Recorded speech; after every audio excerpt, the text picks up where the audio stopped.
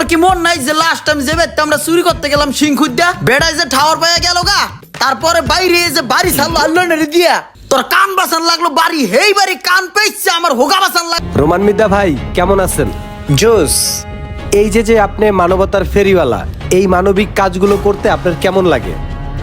হ্যাঁ জোস লাগে, আমি এটাকে অনেক বেশি এনজয় করি, আমার কাছে খুব ভালো লাগে। আসলে আমার দাদা ছিলেন একজন জমিদার, আমার বাবাও বাংলাদেশের 10 জন ব্যবসায়ীর মধ্যে একজন ব্যবসায়ী ছিলেন, তো আমি নিজেও একজন ব্যবসায়ী। আর এই সমাজসেবা করাটা এটা হচ্ছে আমাদের একটা ফ্যামিলি ট্র্যাডিশন। আমার ফ্যামিলি সবাই সমাজসেবা করে, আর আমারও সমাজসেবা করতে খুব ভালো লাগে, এনজয় করি। হালার করে হালায় কত বড় মিছা কথা কয়। ও দাদাই আসলো খয়রাতি, মানুষের বাড়ি বাড়ি চাল টুকাইতো, আর ওই কয় ও দাদাই বলে জমিদার আছিল।